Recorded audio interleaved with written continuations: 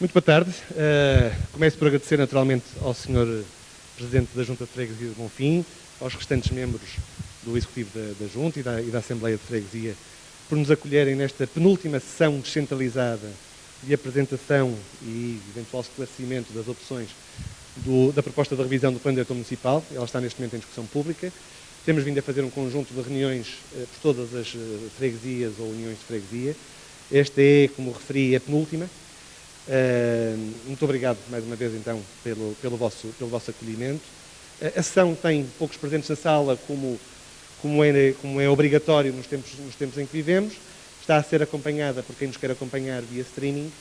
E, portanto, enfim, mas em todo o caso, eu costumo estruturar estas apresentações com um pequeno filme que, no fundo, tenta sistematizar as opções políticas do futuro, opções de política de cidade da proposta de Plano Diretor Municipal, de revisão do Plano Diretor Municipal, a que seguirá depois uma pequena apresentação em complemento minha, também mais um quarto de hora, 20 minutos, e depois fico naturalmente à disposição, ficamos à disposição de qualquer esclarecimento ou qualquer comentário que queiram fazer. Portanto, eu, sem mais demoras, ia iniciar esta sessão, referindo o seguinte: esta proposta de revisão do Plano Diretor Municipal é um plano de evolução da continuidade, de reforma, e não é propriamente um plano de ruptura.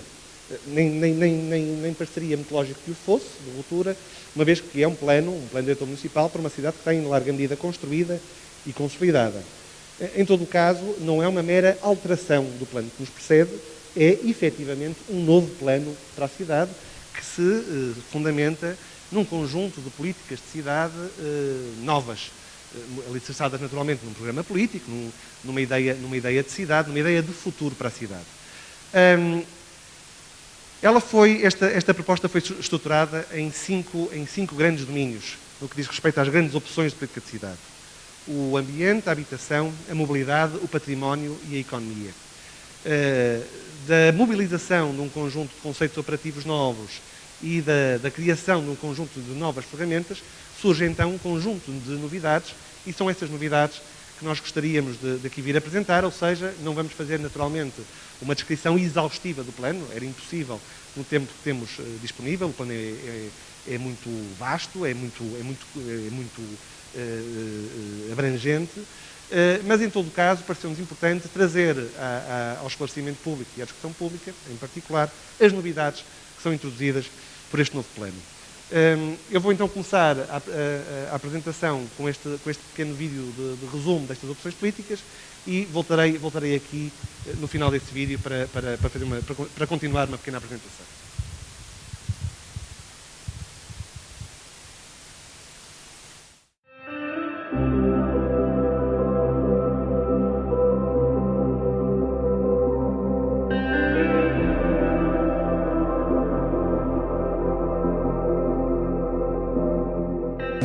A proposta de revisão do Plano Diretor Municipal foi construída a partir de uma leitura do território e uma abordagem de planeamento que foi iniciada com o atual Plano Diretor Municipal, que data de 2006. Tratando-se de um plano para uma cidade em larga medida consolidada e construída, é um plano que se insere claramente numa posição mais reformadora do que de ruptura. Apesar disso, as preocupações da execuibilidade das opções que se revelaram como válidas ou da correção daquelas que não tiveram tanto sucesso no atual plano foi uma das diretrizes do processo de revisão do Plano Diretor Municipal. Este é um novo plano para uma nova política de cidade. A cidade do Porto, em 2020, está numa situação urbana completamente distinta daquela que levou à elaboração do atual Plano Diretor Municipal. Na elaboração da proposta de revisão do Plano Diretor Municipal foram tidas em conta 5 domínios de política de cidade que são prioritários e que são, de forma quase unânime, consideradas como fundamentais para a definição daquilo que a cidade do Porto deve ser daqui a 10 anos. Esses domínios são o domínio do ambiente, o domínio da habitação, o domínio da mobilidade, o domínio do património e da identidade cultural da cidade e, finalmente, o domínio da economia e do emprego. Estas foram as grandes diretrizes e as grandes prioridades políticas que levaram à elaboração da proposta de plano que agora vamos descrever. No que diz respeito à componente ambiental do plano, esta é, porventura, aquela que O que este plano pretende é que haja entre áreas reabilitadas e áreas novas a duplicação da área verde de acesso público disponível no território municipal.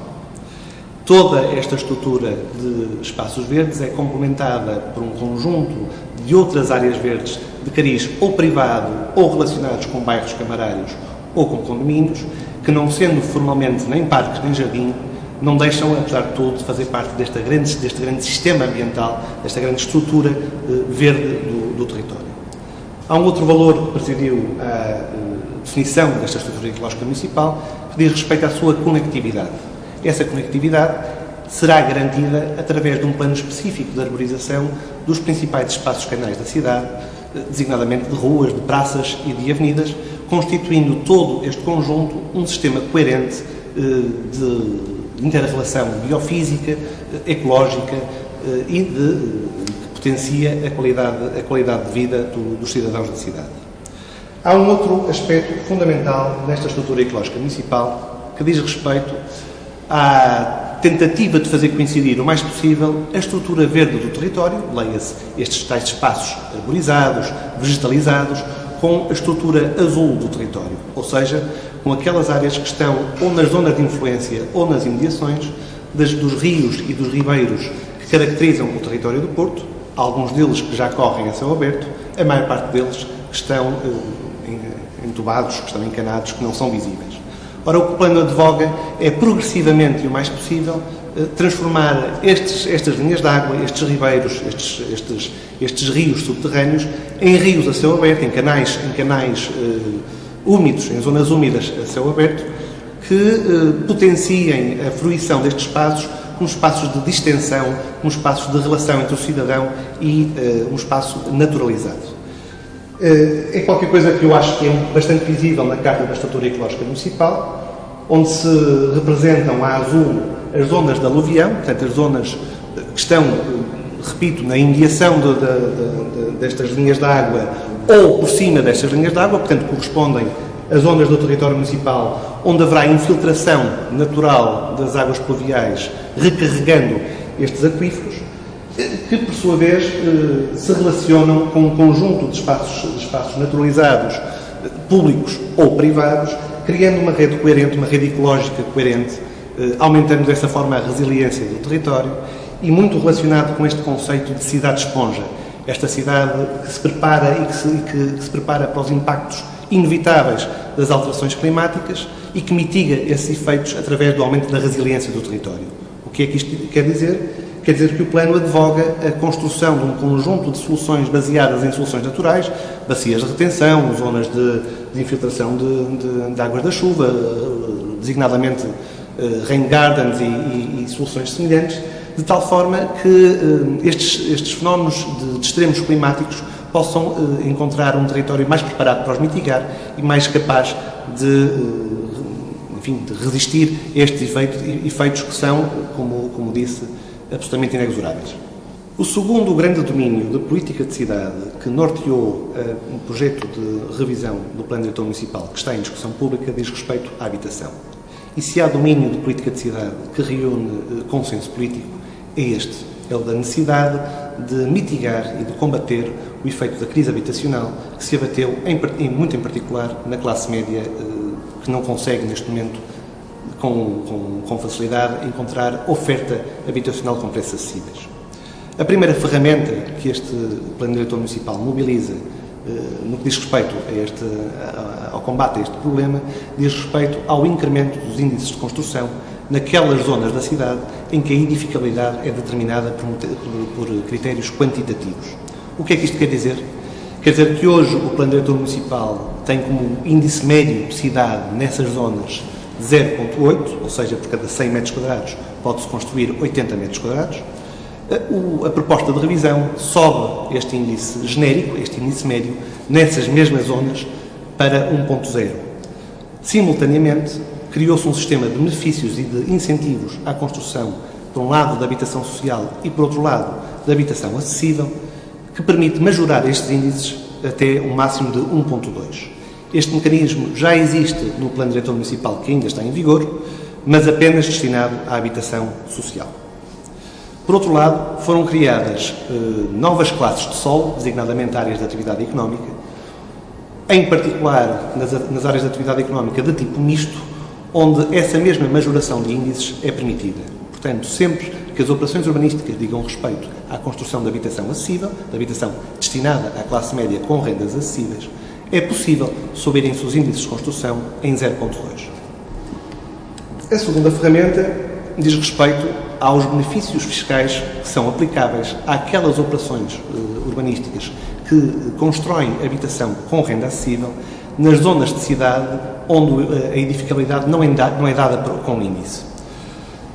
Estas zonas correspondem à esmagadora parte da cidade. A cidade do Porto sendo uma cidade histórica, uma cidade antiga, uma cidade que cresceu ao longo dos séculos, a verdade é que o seu território, na maior parte do seu território, os critérios de edificabilidade não são numéricos, são morfológicos. É a forma do que se constrói que determina se eu posso ou não construir o que quero.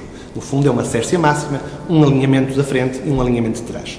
E é dentro deste envelope espacial que se determina aquilo que pode ser construído. Ora, como nestas zonas da cidade o que deve mandar é a forma do construído, o benefício que se traz para as operações de construção de habitação acessível diz respeito às taxas urbanísticas. As operações urbanísticas, neste plano diretor municipal, que construam habitação acessível ou habitação social, terão benefícios fiscais ao nível das taxas de urbanização. Finalmente, foi criada uma ferramenta que é, a todos os títulos, inovadora. Inovadora não só para a cidade do Porto, mas a nível nacional. É a ferramenta que intitulamos de zonamento inclusivo. É a necessidade ou é a imposição para as operações urbanísticas de maior porte, de maior dimensão, que se localizem no centro da cidade, designadamente na sua zona histórica e na Baixa, de alocação de uma percentagem das operações urbanísticas à construção ou ao provimento de habitação acessível.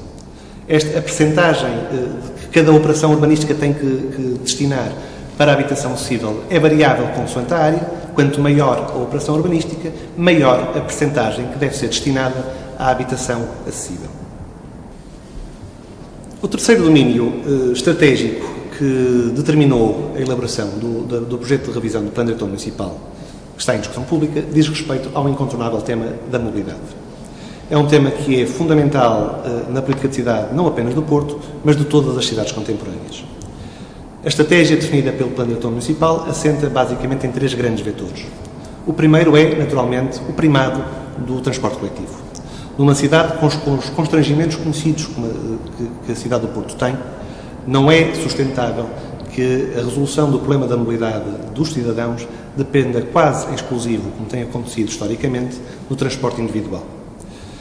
Este sistema de transporte coletivo não é determinado pelo Plano Diretor Municipal, mas o Plano Diretor Municipal deve estipular, deve determinar a superestrutura, aquilo que é perene, aquilo que se antecipa como absolutamente estruturante para a vida dos próximos 10 anos do município do Porto.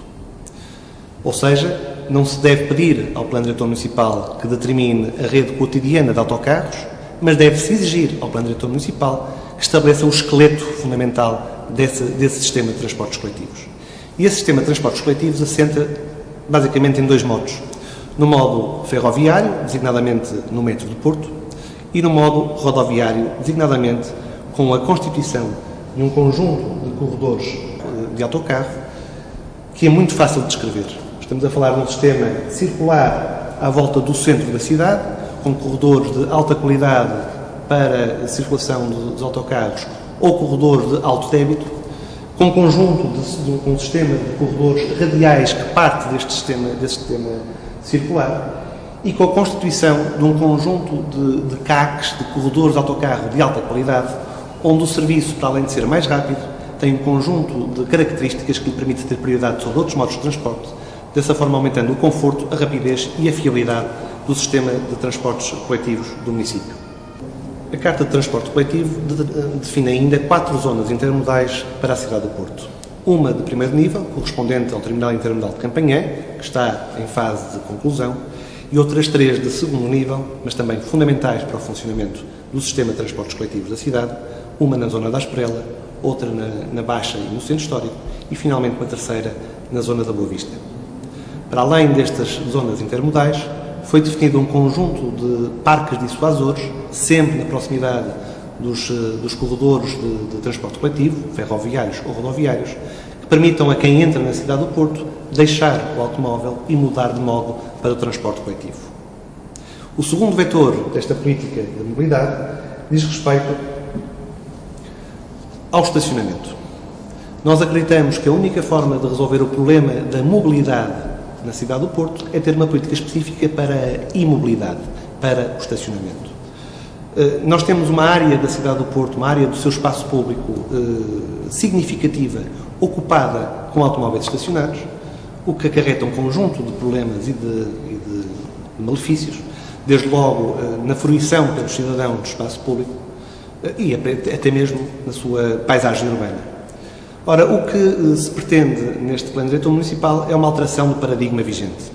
Nós até hoje temos, para todas as operações urbanísticas, uma dotação mínima de estacionamento privado que essas operações devem construir e pela primeira vez vamos ter no município do Porto a inversão desta lógica em zonas determinadas da cidade, designadamente aquelas que são servidas pelas estações de metro existentes ou futuras, sendo que as operações urbanísticas de uso não residencial que se localizem nessas áreas de influência deixam de ter um limite mínimo obrigatório à construção de novos parques de estacionamento privados e passam a ter um limite máximo de dotação privada de estacionamento, dessa forma estimulando que as deslocações casa-trabalho e trabalho-casa se façam em transportes coletivos e não em transporte individual. Finalmente, há, relativamente ao estacionamento, uma política que também é absolutamente inovadora para o município de Porto, que diz respeito à proposta de constituição de 4 zonas piloto, que chamamos Zonas 21, que estão representadas na carta dos modos suaves por aquelas manchas mais escuras, e que correspondem a zonas onde o que se pretende é a progressiva eliminação do estacionamento no espaço público para os moradores, sendo esse estacionamento substituído por estacionamento em garagens de recolha existentes ou que venham a ser construídas, colocando-se o município na situação de intermediário entre os proprietários dessas garagens de recolhas e os moradores que usarão essas garagens para o estacionamento privado. O custo do estacionamento privado nestas garagens de recolha não será superior àquele que o município hoje paga pelo cartão de residente que lhe permite estacionar nas zonas com parquímetros. Finalmente, o terceiro grande vetor desta política de mobilidade diz respeito aos modos suaves. A cidade do Porto deve progressivamente tornar o seu centro histórico e o seu centro urbano mais amigo do peão. Existe neste plano a clara intenção da progressiva pedonalização do centro histórico da cidade, do seu casco medieval, mas também de muitos dos tecidos que o circundam, daquilo que comumente chamamos de baixa. Ainda integrado na estrutura pedonal do município, foram definidos um conjunto de percursos confortáveis, de percursos eficientes, seja pela existência de mobiliário urbano, seja pelas pendentes que são mais suaves, seja pela provisão de sombra, pela urbanização dos espaços canais, que constituem uma rede onde o peão deve ser o modo privilegiado. Esta preocupação relativamente ao modo pedonal também se reflete numa preocupação específica que faz sentido numa cidade com declives tão íngremes como a cidade do Porto, de constituição de um conjunto de percursos pedonais assistidos, por meios mecânicos ou outros, à semelhança, aliás, daquilo que o município tem vindo a já implementar na escada dos Montes Judeus, na zona do Palácio de Cristal ou no Passeio das Virtudes. Finalmente, apesar de não caber ao Plano Diretor Municipal a definição de todas as ciclovias do município, cabe ao Plano Diretor Municipal, a definição da superestrutura, do grande esqueleto da estrutura ciclável do município. É isto que o faz com um conjunto de ligações intermunicipais e um conjunto de ligações intramunicipais dentro do concelho que une os grandes atratores urbanos com percursos que são amigáveis para o ciclista e para a bicicleta. O quarto domínio da política de cidade que norteou os trabalhos de alteração de revisão do Plano Diretor Municipal diz respeito às componentes identitárias e patrimoniais do território. Numa cidade com a história da cidade do Porto, que faz parte do restrito clube de cidades Património da Humanidade, não seria compreensível que o Plano Diretor Municipal não reforçasse as ferramentas de defesa desse mesmo património, no fundo, na defesa daqueles valores que transformam a cidade do Porto na cidade única que é. O Plano Diretor Municipal acrescenta às ferramentas herdadas do Plano de 2006 um conjunto de novas classes de proteção patrimonial, designadamente aquelas que são relacionadas com os conjuntos edificados, as frentes urbanas, o cadastro ou as formas e a morfologia do edificado, onde o que se pretende defender não é apenas o edifício isolado, mas todo um conjunto coerente, coisa que não acontece no atual Plano Diretor Municipal. Por outro lado, houve um trabalho de base, invisível, mas fundamental, na definição de uma grelha de valores patrimoniais a defender, que permitirão, por um lado, ter mais garantias de racionalidade, se quisermos, na decisão da administração, retirando alguma arbitrariedade, ou pelo menos discricionariedade, na identificação dos valores protegidos. Esta componente de defesa e preservação dos valores patrimoniais do território incorpora pela primeira vez jardins históricos, espaços abertos ou vegetais que se relacionam com os valores edificados. É esta noção de que muitas vezes não é apenas o objeto arquitetónico, não é apenas o edifício que deve ser protegido, mas a relação que esse edifício estabelece com o espaço circundante. Finalmente, esta componente da valorização e defesa patrimonial integra pela primeira vez no regulamento do Plano Diretor Municipal a defesa do seu comércio tradicional, incorporando o Porto de Tradição nas peças do Plano Diretor Municipal. Finalmente, o último domínio da política de cidade que foi fundamental para a definição da proposta do Plano Diretor Municipal diz respeito à economia e ao emprego. A economia foi, aliás, um dos domínios que determinou o modelo territorial que se defende para o futuro da cidade do Porto. Definiram-se um conjunto de grandes contentores urbanos, de zonas de grande densidade de atividade, de emprego e também construtiva, designadamente naquelas zonas melhor servidas pelo metro do Porto, localizadas na croa exterior do município, que representam um contraponto às centralidades clássicas do município, a centralidade da Boa Vista e a centralidade da Baixa. O que se pretende é que seja nestas zonas da cidade que se concentra a maior densidade de serviços, de conhecimento, no fundo de emprego e de vitalidade económica para o município do Porto. Ainda no domínio da economia e do emprego, o território do município do Porto foi estruturado com a localização de grandes contentores urbanos, grandes zonas de densidade, de emprego, de economia e de construção, nas imediações dos corredores ferroviários do metro do Porto, onde o que se pretende é a constituição de centros de serviço, de novas empresas, da economia do conhecimento, relacionadas com o polo universitário da Asperela e com duas grandes zonas de atividade económica. A primeira zona, localizada em Ramalde, correspondente à antiga zona industrial do Porto, e a segunda, disseminada ao longo de um eixo norte-sul na freguesia de Campanhã, constituindo um contraponto de densidade e de atividade urbana a oriente. Estes são, em suma, os 5 grandes domínios da política de cidade e da política do município que levaram à proposta do Plano Diretor Municipal que está agora em discussão.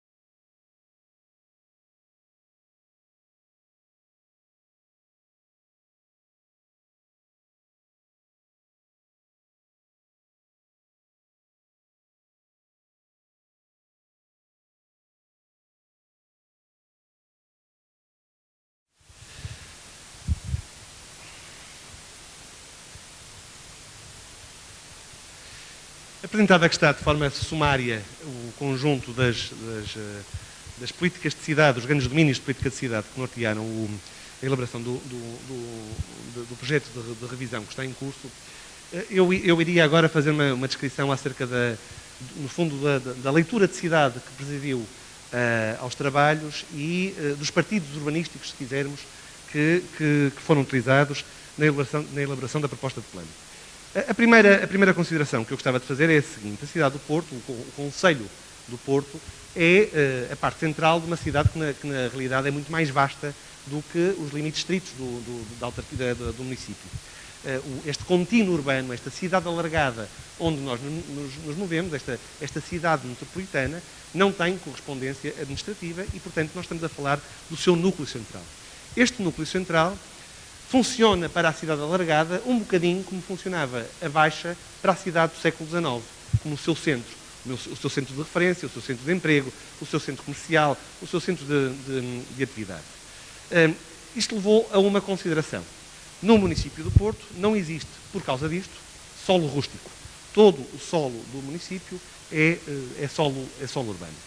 Este plano diretor municipal, abarcando o conjunto de políticas de cidade que foram aqui sumariamente descritas, reconhece que há alguns destes domínios que só têm resolução plena a uma escala supramunicipal. Invoco, por exemplo, o problema da mobilidade. É inegável que o problema da mobilidade é uma daquelas matérias que só tem resolução, só podem ser mitigados os problemas relativos a essa política a uma escala que transcende a escala do município do Porto. Em todo o caso, este plano diretor municipal, dizendo respeito a este concelho em particular, o que pretende é o aumento das ferramentas disponíveis para que se resolvam um conjunto de problemas urbanos, alguns pré-existentes, alguns que nos precedem, outros que são novos. A cidade do Porto hoje, em 2020, está num estágio urbano, está num tempo histórico completamente distinto daquele que levou à elaboração do atual plano diretor municipal, que, como sabem, é de 2006.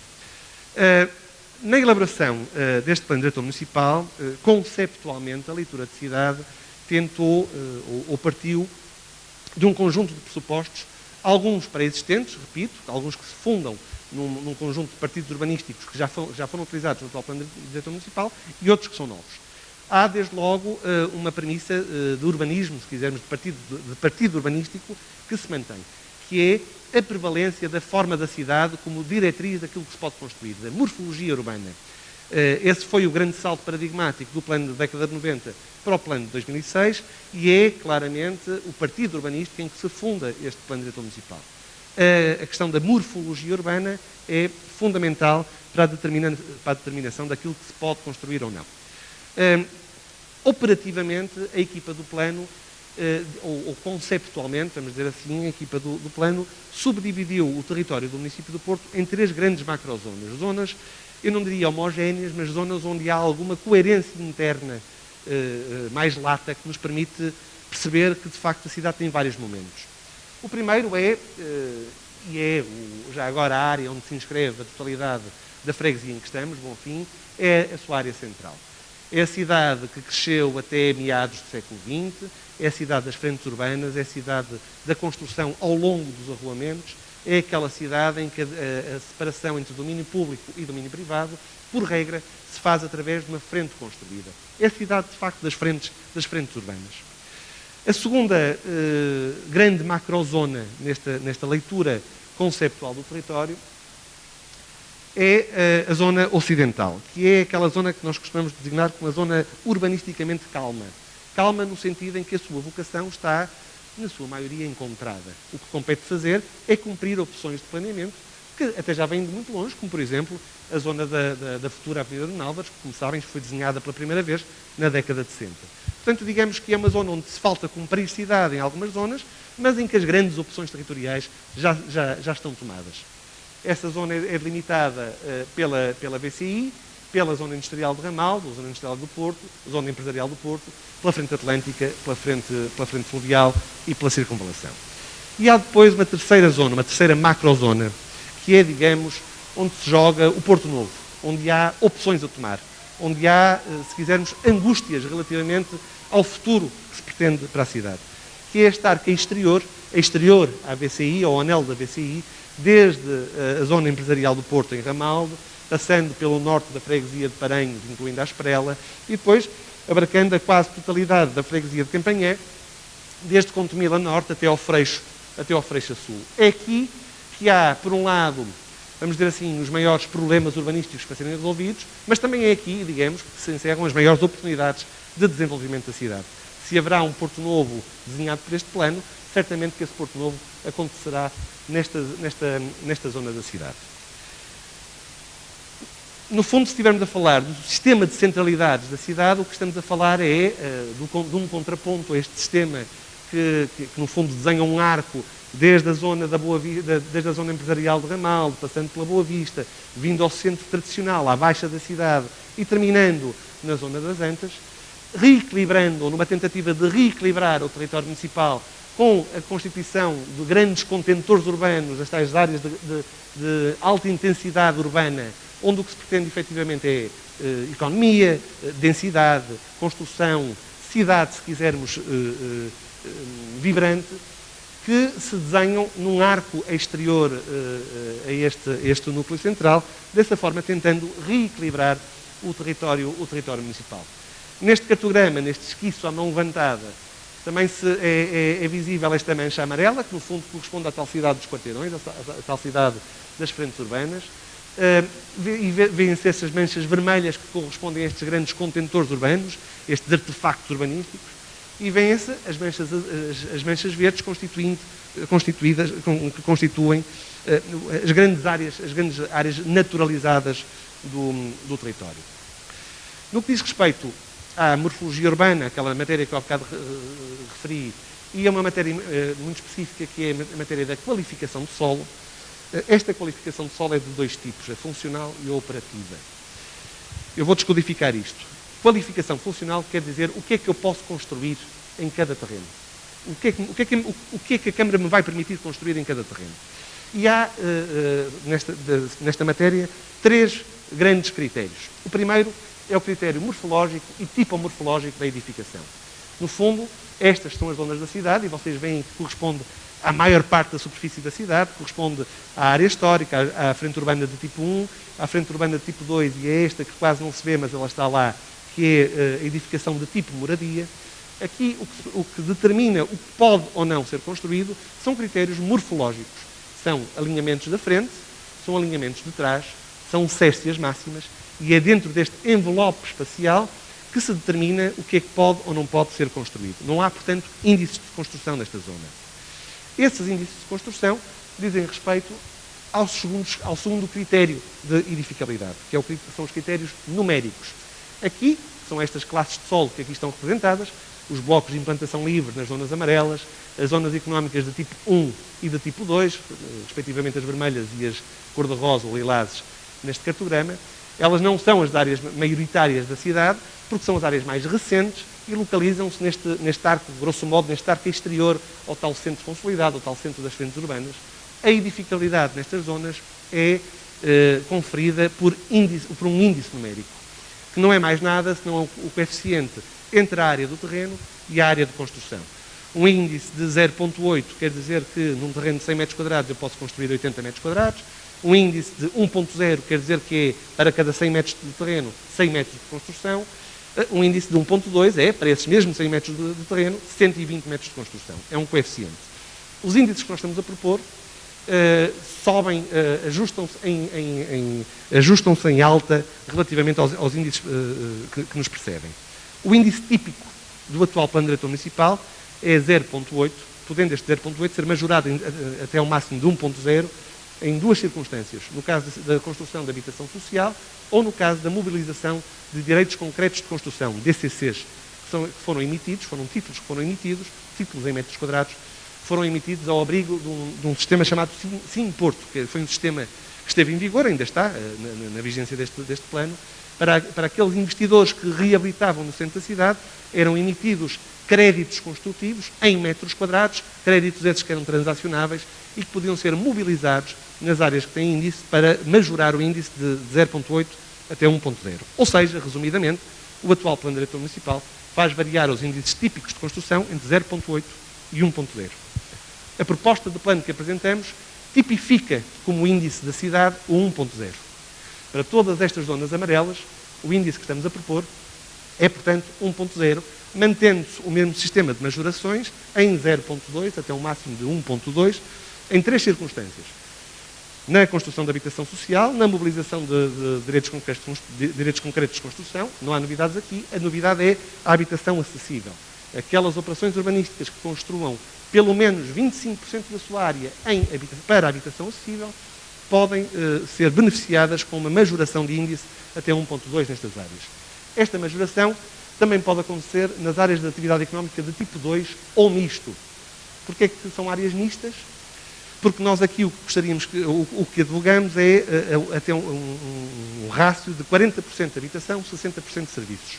No caso desta habitação ser, lá está, 25% da área bruta de construção, habitação acessível, este índice de 1.4, que é o índice que estamos a propor para esta zona, também poderá ser majorado até um máximo de 1.6, a mesma majoração de 0.2.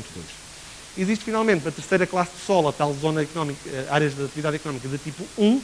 Aqui o que se pretende claramente são áreas de serviços, densas, com concentração de emprego, concentração de atividade económica. O índice proposto para estas áreas, onde, repito, o que se pretende é 100% comércio ou serviços, o índice proposto é 1.8. Portanto, são claramente aquelas zonas onde se pretende mais densidade na cidade do Porto. O terceiro critério de edificabilidade é o critério de uso. Ou seja, aqui já não interessa o índice de construção, já não interessa tanto a morfologia do que se constrói. O fator fundamental para determinar se pode ou não ser construído é o que é que eu vou construir. No fundo, correspondem às reservas de solo para equipamentos de interesse público, vamos chamar assim, ou infraestruturas.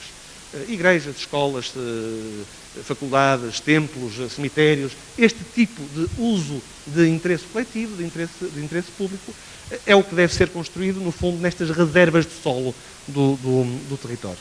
Nós fizemos um exercício relativamente a estas áreas, comparando quanta área que tínhamos reservada para estes usos neste plano e no plano que nos precede, e chegámos à conclusão que este plano diretor municipal, tal como estamos a propor, reserva mais solo municipal para estes usos de interesse coletivo, vamos chamar assim.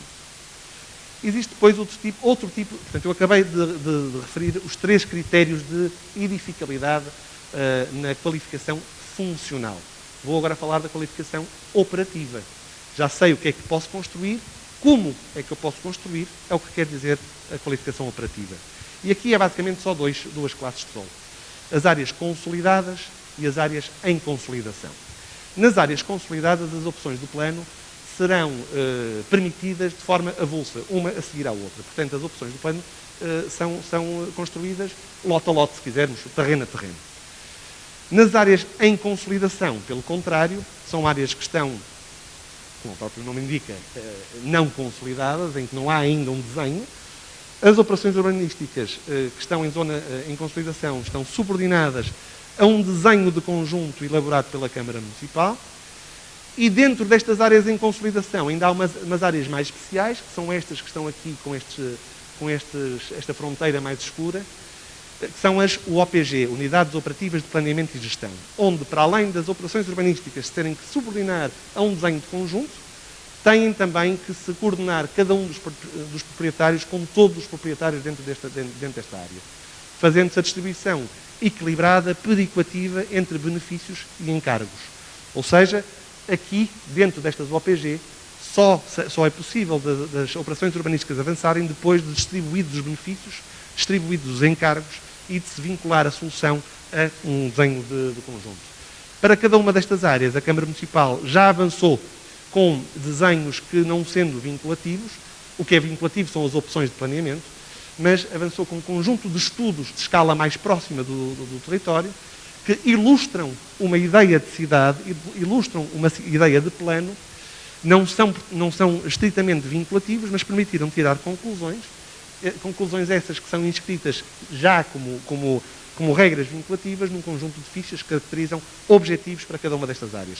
Que ruas é que eu tenho que abrir, que parques verdes é que eu tenho que construir, que praças é que eu tenho que providenciar. Cada um destes estudos está disponível.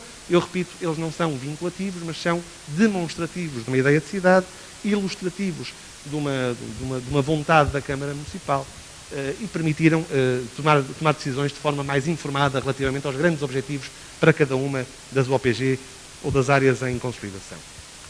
Vou agora fazer um pequeno zoom no território onde me encontro hoje, na freguesia de Bonfim. Eu vou mostrar 4 cartas. Portanto, o Plano Diretor Municipal é um conjunto de documentos muito extenso, naturalmente que eu não os vou mostrar todos. Escolhi 4 cartas que me parecem ser as mais fundamentais para se ter uma perspectiva global do que o plano advoga para esta freguesia. Começo pela Carta de Qualificação de Solo. E aqui, claramente, nós estamos a falar de um território que é, no fundo, a extensão oriental de lógicas centrais. É a parte oriental do centro da cidade, vamos chamar assim. Isso reflete-se nas qualificações de solo que temos presente, que são, na sua esmagadora maioria, as frentes urbanas de tipo 1, que antes se chamavam frentes urbanas consolidadas. A palavra consolidada agora usa-se noutros contextos, mas é basicamente aquela cidade que cresceu até o século XIX, grosso modo, portanto, esta amêndoa central da cidade, cujo limite é, enfim, não é a Avenida Camilo, mas é por aqui. Está ali a Avenida Camilo. Daí para norte, nós temos a maior parte do território com a qualificação de solo de frente urbana de tipo 2, que hoje se chama em consolidação. Mais uma vez, a palavra consolidação usa-se para outra qualificação de solo, mas que é também a cidade que se caracteriza pelos quarteirões, é a cidade das frentes urbanas construídas. É uma cidade que ainda está em transformação, apesar de tudo, mas onde o que manda é a morfologia da cidade. E depois há umas pequenas bolsas aqui centradas no Jardim Paulo Valada e nas áreas adjacentes, e também ali um bocadinho na Alameda Essa de Queiroz, de uma classe de solo que se chama de blocos isolados de implantação livre. No fundo, aquela construção que é determinada por um índice de construção e que não se vincula diretamente com o alinhamento das frentes urbanas das parcelas. Existe depois ali uma pequena bolsa, enfim, muito minoritária, a norte da Praça Francisco Sá Carneiro, de habitação de tipo moradia. No que diz respeito, vou falar primeiro desta. No que diz respeito à Carta de Património, da que estamos a ver uma carta adaptada, claramente que nós estamos a falar, mais uma vez, da parte oriental do centro da cidade e, portanto, grande parte da freguesia é território designado como área de interesse arquitetónico e urbanístico, portanto, onde o crivo de avaliação das operações urbanísticas tem que levar em linha de conta critérios de valor de conjunto, de frentes urbanas, de cadastro, etc. Existem depois 3 artefactos que saltam à vista no que diz respeito à inventariação ou à classificação. A Escola Alexandre Colano, ali em cima o Hospital Guelas de Pau, eu agora não me recordo do nome oficial, Joaquim Urbano, e a Quinta das Águas, portanto a Quinta das Águas do Porto, que saltam à vista como grandes artefactos classificados ou inventariados. E depois ainda a extensão para o Oriente da zona de proteção que é classificada do centro histórico da cidade, que apanha toda a Escarpa das Fontainhas. Escarpa das Fontainhas é essa, que é, no que diz respeito à estrutura ecológica municipal, muito visível como o remate sul da freguesia, quase toda a fronteira sul da freguesia.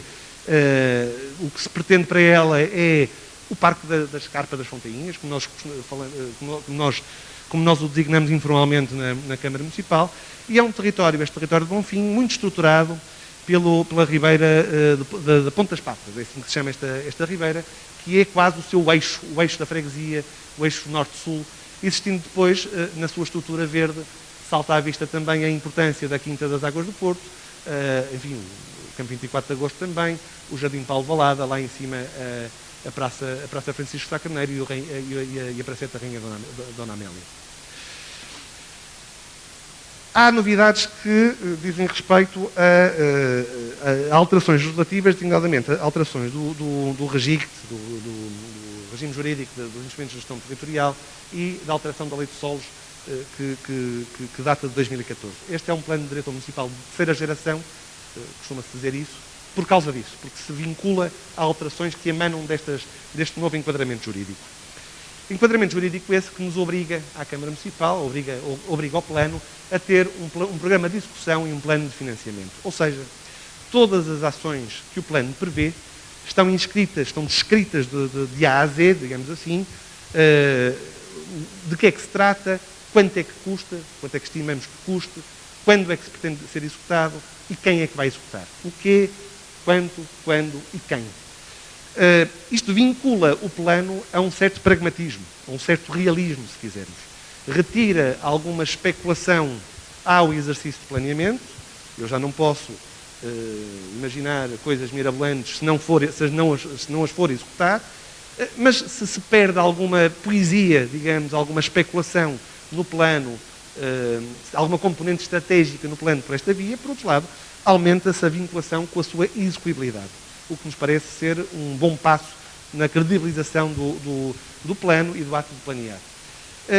Do somatório das ações previstas, chega-se a um valor global de investimento, que no caso desta proposta de plano ronda os 900 milhões de euros, qualquer coisa menos, 883 milhões de euros, a 10 anos, porque a vida útil estimada para o plano serão no mínimo 10 anos, o atual já vai no seu 14º ano de vigência, o que quer dizer que se nós executarmos a 100% o plano diretor municipal, isto implicará um investimento anual de 88 milhões de euros.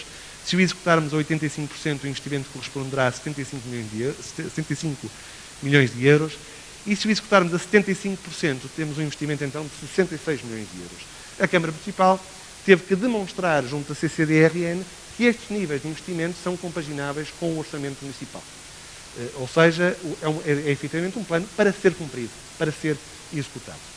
Isso leva-me à segunda ferramenta que foi criada, tendo em vista a alteração do enquadramento jurídico em que nos movemos, que é a criação do Fundo Municipal de Sustentabilidade Ambiental e Urbanística. A Lei de Solos determina que os municípios devem criar este fundo, que serve para o apoio fundiário e financeiro à concretização das opções inscritas no plano, para a disponibilização de solo destinado a infraestruturas, equipamentos, espaços verdes ou habitação, inscrita na política municipal, e ainda para a operacionalização da redistribuição equitativa de mais-valias. Eu já vou explicar em maior detalhe o que é que isto quer dizer. Este fundo será regulamentado num regulamento autónomo ao regulamento do Plano Diretor Municipal. Aliás, esta é uma estratégia que o Plano adota. O Plano Diretor Municipal cria um conjunto de ferramentas que hão de ser regulamentadas em regulamento específico, autónomo, a ser também naturalmente aprovado pela Assembleia Municipal, passando também pela tramitação das discussões públicas, mas que nos permite esta estratégia afinar os parâmetros se percebermos ao longo da execução do plano que alguma coisa não correu tão bem. Estamos a desenhar este fundo municipal tendo como receita das proveniências das cedências de terreno com excesso de edificabilidade ou decorrentes de operações enquadradas no zonamento inclusivo, que é aquela ferramenta que no filme era descrita de obrigatoriedade de alocar alguma área, uma percentagem da área bruta de edificação à habitação acessível. As operações que não o façam, porque não podem, estão obrigadas ao pagamento de uma taxa de compensação, sendo que essa taxa de compensação é uma das fontes de alimentação deste fundo municipal. No que diz respeito à tal redistribuição equitativa, perequativa de benefícios e encargos, ao dizer isto, eu estou a falar do regime económico e financeiro, que também é completamente novo neste plano diretor municipal. O conceito que está na base deste regime é o seguinte: toda a edificabilidade que se vai permitir no município do Porto emana do plano diretor municipal. Isto, aliás, é uma premissa em todo o país. Toda a edificabilidade só acontece porque emana dos planos municipais. Por maioria da razão, só por aí já há introdução de mais-valia no terreno. Este plano, como perceberam, ao subir alguns índices, ao permitir mais construção do que nos precede, introduz ainda mais mais-valia sobre o território. Ora bem, o que é que acontece? Este regime económico e financeiro tem como objetivo a justa repartição destes benefícios que o plano traz para o terreno. Mas, ao mesmo tempo, também pretende a justa repartição dos encargos urbanísticos que compete a cada terreno, a cada proprietário, sendo que parte desta mais-valia criada pelo plano, parece-nos que é justo, fique retida na esfera do município, alimentando o tal fundo municipal de que falávamos. Lá está, para quê? Para a própria execução das opções do plano. Esta, portanto, também é uma novidade. Este plano tenta encerrar em si mesmo, nas suas disposições, as ferramentas para a sua própria execução. O plano estabelece os critérios para a parametrização destas mais-valias entre todos os proprietários, identificando as edificabilidades médias que decorrem das suas disposições, do seu regulamento, distribuindo estas edificabilidades médias entre todos os proprietários e a Câmara Municipal via Fundo Municipal de Sustentabilidade Ambiental e Urbanística e assegurando uma distribuição perequativa, equilibrada, justa, da edificabilidade entre proprietários. Eu tenho aqui um diagramazinho que acho que explica esta matéria de uma forma mais evidente. Imaginemos dois terrenos, o terreno A e o terreno B, em igualdade de circunstâncias urbanísticas, ou seja, com o mesmo direito abstrato à construção. Vamos partir do pressuposto que todos os terrenos têm um direito abstrato à construção e vamos chamar edificabilidade abstrata. O terreno A e o terreno B, porque estão em igualdade de circunstâncias urbanísticas, têm a mesma edificabilidade abstrata. Esta edificabilidade abstrata é concretizada através de uma coisa que chamamos a edificabilidade concreta, aquela que é efetivamente licenciável pela Câmara Municipal. Agora, imaginemos que no terreno A, por circunstâncias específicas, intrínsecas do terreno, a edificabilidade concreta, aquela que a Câmara pode licenciar, é superior ao direito abstrato à construção e que no terreno B, não por opção do seu dono, mas por questões intrínsecas, por características intrínsecas do terreno, a edificabilidade concreta, aquela que a Câmara pode licenciar, é inferior à edificabilidade abstrata. Isto pode acontecer. O que é que isto, na prática, o que é que isto quer dizer? Quer dizer que o terreno A tem uma mais-valia criada pelo plano e o terreno B tem uma menor-valia imposta pelo plano. Isto é injusto. O sistema perequativo tenta resolver esta equação. Como? O terreno A paga parte desta mais-valia, paga parte desta edificabilidade a mais para o Fundo Municipal de Sustentabilidade Ambiental e Urbanística, que tem, como eu referi, dois objetivos. Um, a execução das ações do plano e outro, a compensação destas circunstâncias, destas situações em que a edificabilidade concreta está abaixo da edificabilidade abstrata. Este mecanismo é novo, este regime não existe no atual Plano Diretor Municipal. Outra novidade que é importante que todos os municípios tenham noção é o regime das pré-existências, ou vulgarmente designados direitos adquiridos. O atual Plano Diretor Municipal, no seu artigo 3º, reconhece direitos adquiridos. Estes direitos adquiridos são vários. São loteamentos, são licenciamentos, são PIPs, são estas figuras que são regidas pelo REJUE, mas há mais direitos adquiridos. Há sentenças judiciais, há acordos judiciais, há astas públicas que são condicionadas a uma determinada edificabilidade. Tudo isto são direitos adquiridos. Ora bem, a proposta de plano que estamos a apresentar continua a reconhecer estes direitos adquiridos no seu artigo 5º. Mas, ao contrário do plano que nos precede, estabelece um...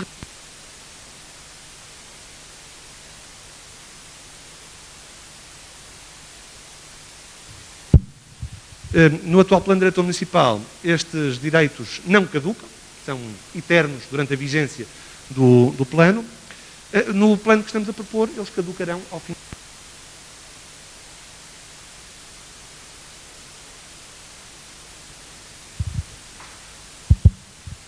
Portanto, estava eu a dizer que... Isso. Mas pronto, pode ser que aguente.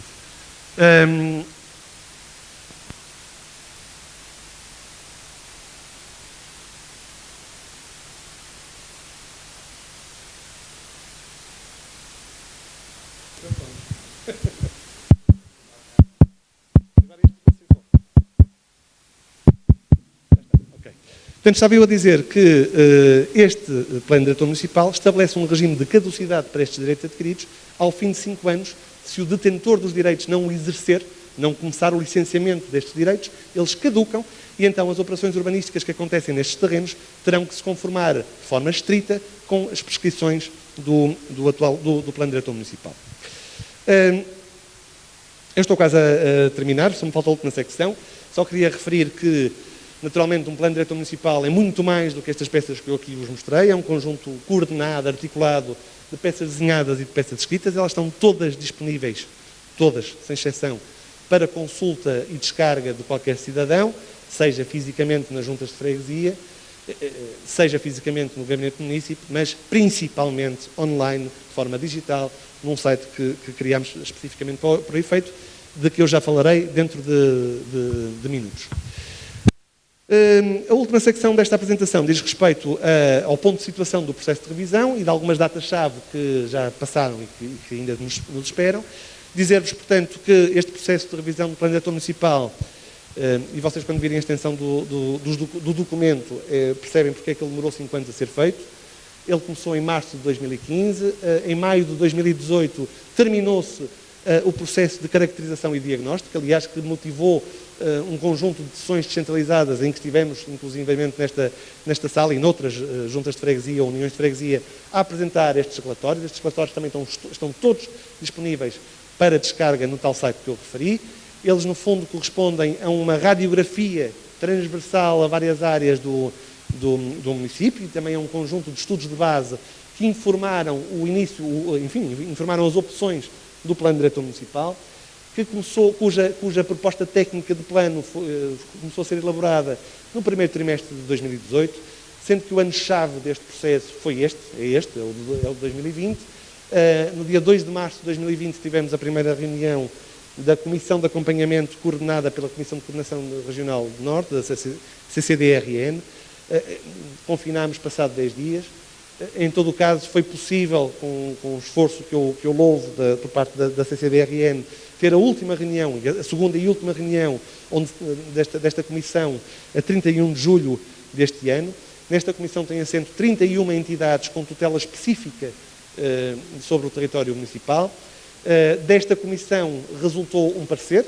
O parecer foi positivo foi e é esse parecer que nos permite estar neste momento em discussão pública. Já agora dizer que a única condição que foi inscrita nesse parecer foi a conclusão e aprovação do Plano Municipal de Defesa da Floresta contra Incêndios, o que é qualquer coisa de interessante, tendo em vista que não há floresta no município de Porto, mas estamos obrigados a ter um plano de defesa da floresta contra incêndios. Ele tem que estar aprovado antes da aprovação do PDM, é a única condição que temos. Estamos, naturalmente, a trabalhar nesse sentido. Depois do parecer positivo da CCDRN, em setembro, concluímos então a proposta técnica de plano que eu sumariamente aqui descrevi. Foi levada a reunião de executivo municipal para início da discussão pública. Essa discussão pública começou depois do aviso em Diário da República no dia 19 de outubro passado. O período de discussão pública decorre durante 35 dias úteis, 7 semanas, decorre até ao próximo dia 7 de dezembro. Esse é o limite temporal último para as pronúncias de qualquer cidadão ou de qualquer entidade que queira participar neste processo de discussão pública do Plano Diretor Municipal. E isto não é como as eleições dos Estados Unidos, é mesmo a data final. Não aceitamos participações depois desta data. O que é que se segue? Seguem-se as alterações decorrentes das pronúncias em discussão pública, portanto, a ponderação dessas participações, a elaboração do competente relatório de ponderação, a alteração das peças de plano que é motivada ou que serão motivadas pelas diversas participações que nos façam chegar, o fecho da proposta técnica de plano, o envio dessa proposta para a discussão da Assembleia Municipal, a sua discussão e votação em Assembleia Municipal, que é o órgão autárquico que tem competência para aprovar o Plano Diretor Municipal. Relativamente à participação, dar-vos aqui só, enfim, um lembrete, no fundo, sobre aquilo que já aconteceu, que nos precedeu. Nós tivemos basicamente 3 grandes momentos de contacto com a cidade, em 2015, em 2016 e em 2018. Em 2015 e em 2018 estas sessões aconteceram em todas ou em quase todas as freguesias do município. Nós estávamos a pensar há um ano atrás, basear muito ou centrar muito este período de discussão pública numa exposição física. Elaborámos aquela maquete interativa que está nos Passos de Conselho que viram no filme há pouco. Naturalmente fomos apanhados pela crise pandémica que vivemos e, portanto, tivemos que alterar completamente a estratégia de discussão pública, centrá-la maioritariamente ou quase exclusivamente em meios digitais e, portanto, criámos um microsite que serve desde logo de repositório de todas as peças do plano, todas, sem exceção, são consultáveis e descarregáveis pelos cidadãos. Para além disso, descrevem-se neste site os objetivos do PDM e os grandes sistemas urbanos que organizam o território municipal. E mais do que isso, tem ali um botãozinho que diz participe na discussão pública, que é o mesmo botãozinho que ali está. Portanto, esta é a plataforma preferencial que nós em que nós recomendamos que seja utilizada para a discussão pública, ou seja, naturalmente que a lei nos permite ainda aceitar, nos obriga a aceitar papel, participações em papel no Gabinete do Município. Desaconselhamos fortemente esse método, tendo em vista o período pandémico que vivemos, e, portanto, aconselhamos fortemente, incentivamos fortemente que seja utilizado este site como plataforma de discussão pública, www.pdm.cm-porto.pt. Podem não pôr o www, porque não lá tem na mesma. Este site está disponível desde dia 29 de setembro. A partir do momento em que termina a discussão pública, termina aqueles 2 botõezinhos, mas o site não desaparece. Portanto, passará a ser a sede digital, virtual, do Plano Diretor Municipal no site da Câmara Municipal. Paralelamente, criamos um portal geográfico específico para as peças da proposta de plano. Ele é acessível de duas... Eu acho que ele é muito prático, pode-se fazer os zooms que se queira, podem-se ver 4 cartas ao mesmo tempo para o mesmo local. Acho que é uma boa ferramenta para se perceber aquilo que se pretende, aquilo que se prevê para cada local da cidade. Ele é acessível de 2 formas, ou através de um link específico no site que eu acabei de referir, pdm.cm-porto.pt, ou então digitando diretamente o endereço do portal em geopdm.cm-porto.pt.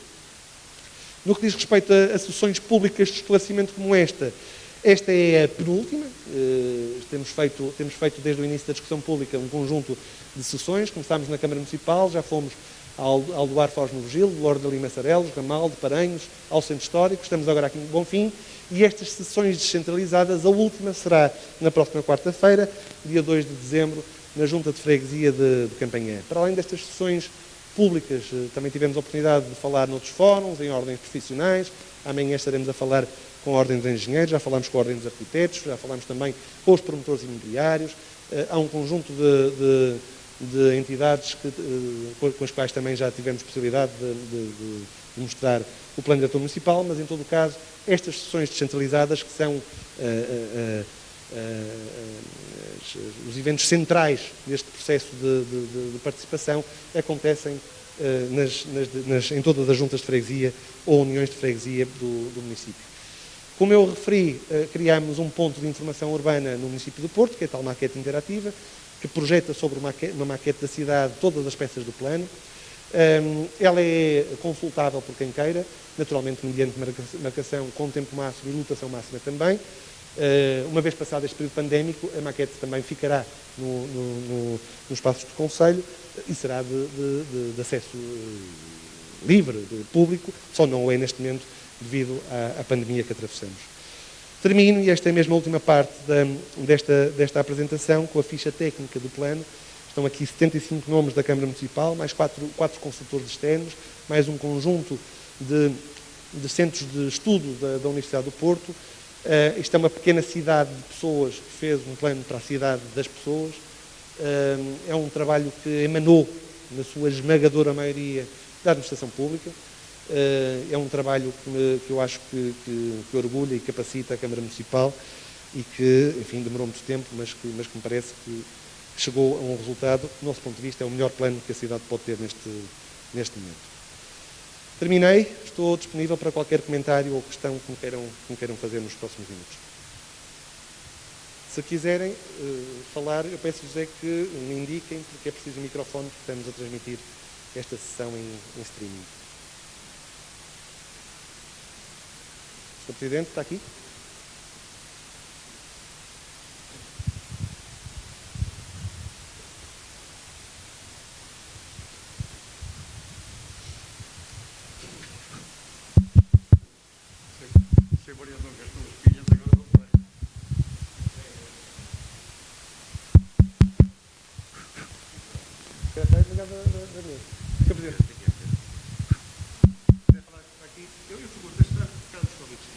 Eu assim estou muito mais à vontade e fico com uma imagem de alguém que está a ser entrevistado por uma pessoa ainda por cima ilustre, não por um repórter qualquer, mas por uma pessoa ilustre.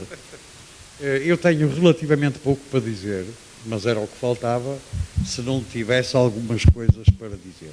A primeira é dizer que o agradecimento que o Sr. Vereador fez à Junta de Freguesia de Bonfim, se calhar, é muito mais justificável que seja feito da Junta de Bonfim para o Sr. Vereador e para a sua equipa, na medida em que, desde sempre, manifestaram a disponibilidade e a vontade de nos esclarecer sobre estas questões.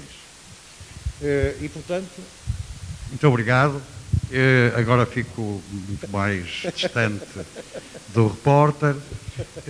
Eu diria que, em termos de Junta de Bonfim, esse agradecimento está feito à Câmara Municipal do Porto e ao Sr. Vereador em particular e à sua equipa, e, portanto, muito obrigado pela vossa presença. Ponto 1. Ponto 2. A apresentação que o senhor fez é uma apresentação que, para pessoas como eu, que não têm, digamos, os conhecimentos de natureza técnica e qualificada para avaliar um projeto desta natureza, têm que, naturalmente, acreditar que aquilo que foram, ou que foi a definição dos objetivos a cumprir neste plano, vai ser cumprida dentro dos princípios que ali estão enunciados. E eu subscrevo completamente esses princípios. Ponto 1. Ponto 2. Parece-me também que são credores da minha admiração, se calhar mais como cidadão do que propriamente como Presidente da Junta, o trabalho inacreditável que deve ter representado tudo isto que aqui muito sumariamente nos foi apresentado, em si e em toda a equipa que nele colaborou. E, portanto, o meu agradecimento de cidadão pelo trabalho que vocês seguramente todos tiveram que dedicar a este plano. No que se refere especificamente à freguesia de Bonfim, como sabem, a freguesia de Bonfim é, em termos de área, a mais pequena da cidade do Porto.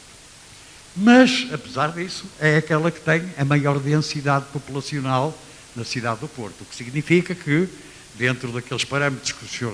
Vereador referiu, nomeadamente o da consolidação, há muita coisa que na freguesia do Bonfim está perfeitamente consolidada e dificilmente poderá alterar-se de uma maneira muito significativa, até porque, sendo a 14ª zona do mundo para onde se melhor pode viver, isso não nos contenta, mas anima-nos um pouco e, portanto, nós queremos que no fim do cumprimento deste PDM, em vez de 14ª, possamos ser, no mínimo, a 13ª, para não ser muito ambicioso.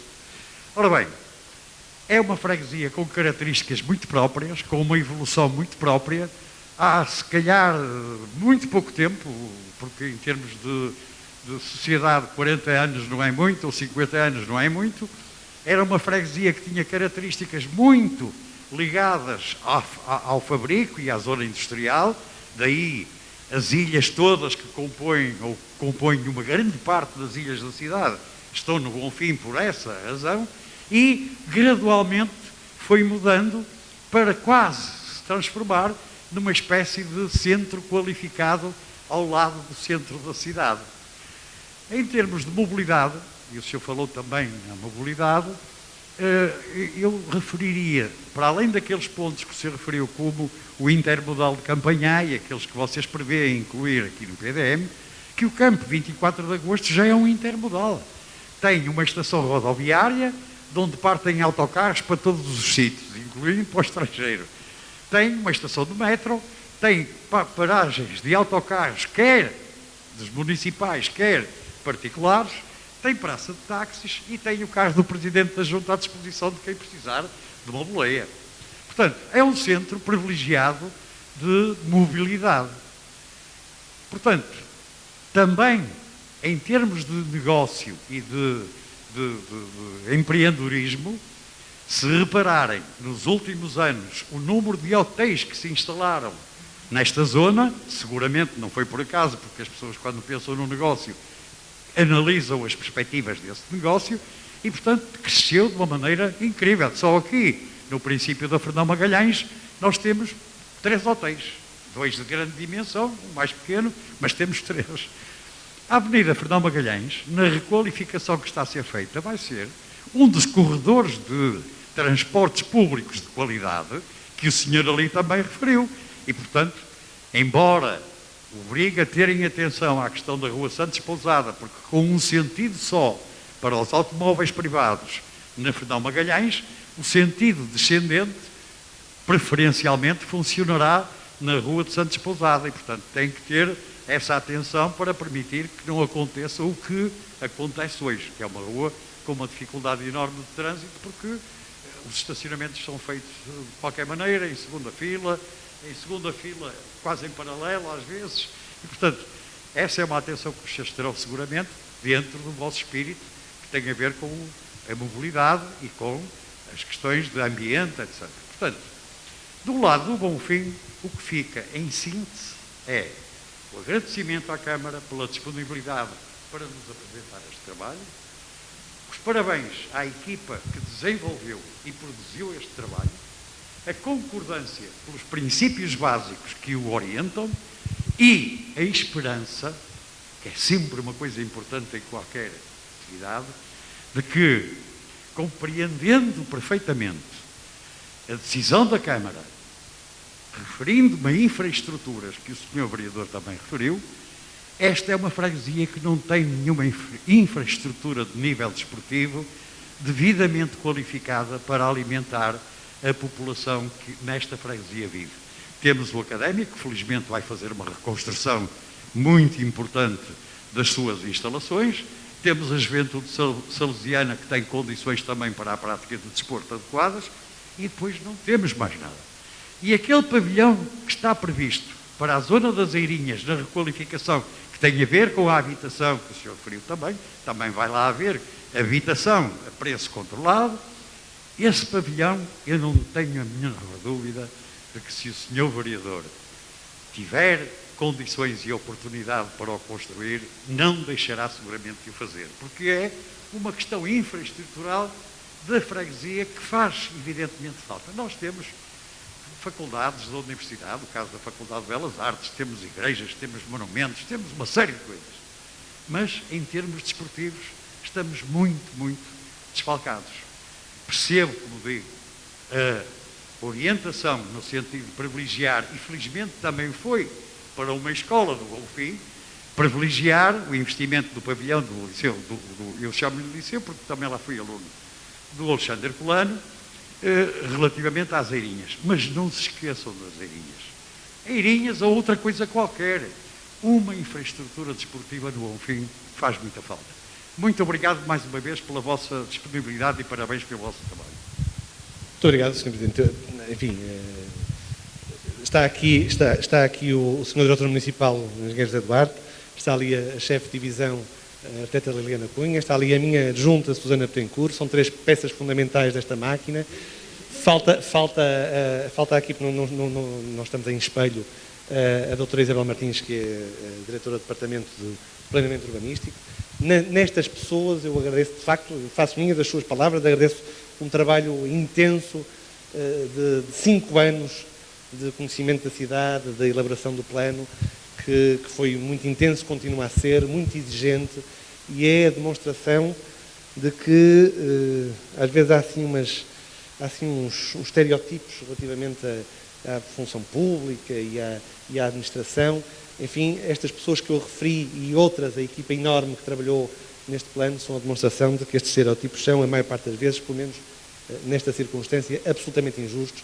O trabalho foi absolutamente excepcional e não há, eu arrisco dizer o seguinte, se este trabalho fosse feito comprado fora, não ficava nem de longe nem de perto com a qualidade que tem. Não tenho qualquer dúvida. Eu, neste momento, compete-me a andar a ser o cabeça de cartaz de uma equipa que é gigante. Portanto, associo-me ao seu agradecimento e ponho-me de fora desse destinatário, digamos. Relativamente à freguesia de Bonfim, ela é uma freguesia...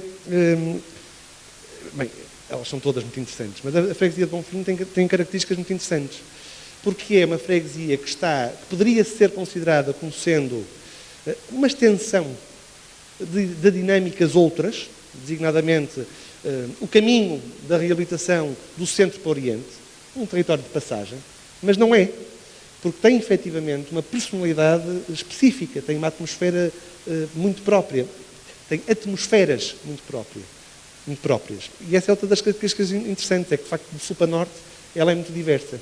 mas sempre do meu ponto de vista, com uma personalidade. Eu gosto muito, eu considero a cidade e as zonas de cidade quase como seres vivos. E, efetivamente, esta freguesia tem uma personalidade autónoma, tem uma personalidade muito forte.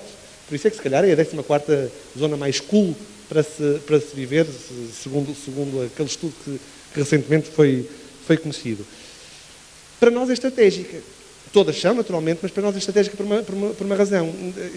Não é de segredo para ninguém que este Executivo Municipal, este Presidente de Câmara, nós todos, colocamos uma prioridade muito grande na transformação, na reabilitação, na requalificação da parte oriental, do terço oriental da cidade. O corredor é este. A estratégia para mudar essa zona da cidade basicamente depende de duas dinâmicas, se quisermos. Das dinâmicas intrínsecas do território, das características intrínsecas do território que podem ser aproveitadas para dar a volta, ou na contaminação positiva. A contaminação é uma palavra má na circunstância atual. Mas pronto, na contaminação positiva de dinâmicas exógenas a esse território mais oriental, em favor da sua reconversão. Ora bem, há uma dinâmica aqui que perpassa o Bonfim. É que a batalha da reabilitação está prestes a ser ganha no Bonfim. Quando eu digo batalha, é as pessoas perceberem o interesse na reabilitação. Nós sabemos que o atual Plano Diretor Municipal tinha como foco o regresso da atividade de construção, de reconstrução, de reabilitação ao centro da cidade. Essa batalha foi ganha e também já está ganha neste território. Portanto, agora o que há a fazer é prolongá-la para o Oriente. Mas não é só uma ponte, este território. É, efetivamente, uma freguesia com uma personalidade muito forte. Porventura, padece de não é porventura, padece mesmo de um problema que é o problema da cidade do Porto e que, porventura, é agravado pelo facto de ser a freguesia mais pequena. É que a carência de equipamentos desportivos é um mal do município, não é um mal da freguesia de Bonfim. É um problema que herdamos, que estamos a suprir, que estamos a resolver. Há um conjunto de investimentos já realizados e em curso em toda a cidade para reforço desta rede de equipamentos desportivos, o campo do Outeiro, o Centro Desportivo de Ramalde, a previsão da construção de um parque desportivo na zona da Ervilha, o reforço, o resgate dos campos desportivos no Parque da Cidade. Enfim, há um conjunto de equipamentos desportivos que estão pensados para o campo do Cerco, o campo do Lagarteiro, enfim, o futuro campo adjacente à estação de Campanhã e à piscina de Campanhã. Ou seja, há uma rede de equipamentos desportivos que está pensada, parte está concretizada, parte está em concretização e parte está planeada. É nesta terceira gaveta que está o pavilhão das Eirinhas. Ele não está abandonado. Foi que, por motivos que o Sr. Presidente conhece e compreende certamente, que ser reprogramado, atrasada a sua concretização, porque, efetivamente, os recursos são limitados, não são infinitos, e tivemos, por circunstâncias que agora não importa para aqui detalhar, de desviar parte deste investimento para o tal pavilhão desportivo da escola do Liceu Alexandre Herculano, ficando prejudicada na rapidez de execução o futuro pavilhão das Eirinhas. Mas ele não está abandonado. Até porque o terreno para onde ele está pensado veio à posse da Câmara Municipal com ónus de uso. É suposto ser para um equipamento. E o equipamento, do nosso ponto de vista, faz sentido naquele território, é um equipamento desportivo, um pavilhão. Relativamente às Eirinhas, só dizer-lhe que vai ter, a muito breve prazo, máquinas no terreno para a estruturação dos arruamentos que falta fazer. Nós ainda estamos a adquirir terrenos que são necessários para o prolongamento da Rua das Eirinhas até ao hospital, mas a primeira parte da rua será executada, bem como os edifícios que referiu de habitação, de renda controlada, que serão a muito breve prazo também será iniciada a sua construção. Este território de Bonfim, para além dessa zona das Eirinhas que falta estruturar, tem também a zona da Póvoa, essa também é uma zona específica que nos preocupa, e aquele entorno do bairro de Fernão Magalhães, Rua dos Abraços, não é Rua dos Abraços, agora não me recordo do nome, da transversal, é Rua dos Abraços. É a Rua dos Abraços, é uma transversal da Avenida Fernão Magalhães, acima do... Não. Abaixo do Jardim Paulo Valada. Bom, não interessa, eu não me recordo agora do nome da rua. Todo esse território será requalificado no âmbito do programa Rua Direita que conhece. Esse programa está em curso. Às vezes as coisas saem-nos do radar e parece-nos, olha, querem ver que aqueles sujeitos lá na Câmara Municipal agora se esqueceram disto. Não esqueceram. É que isto temos que fazer concurso, temos que contratar projeto, temos que elaborar o projeto e aprová-los nas diversas entidades. Depois do projeto terminado, temos que lançar concurso de empreitada, assinar a consignação da obra. Antes disso, temos que enviar para o Tribunal de Contas e só nessa altura é que as máquinas vêm para o terreno. Portanto, todo este ato de tempo, desde que estes programas são anunciados, até que se vêem máquinas do terreno, parece que nós estamos a dormir em cima dos assuntos. Não estamos. Então, esse projeto da Rua Direita é um projeto que está a todo o gás a ser implementado. Está a seguir o mesmo cronograma que seguiram os concursos públicos de projeto. Por uma questão operativa, começámos de Poente para Nascente, portanto já há obras na freguesia de Aldoar, seguir-se-ão a breve prazo o lançamento dos concursos para obras na FOD e em Lordelo, depois Ramaldo, e portanto progressivamente vamos avançando para todas os 88 regulamentos que estão previstos serem intervencionados. Nenhum foi abandonado, muito antes pelo contrário.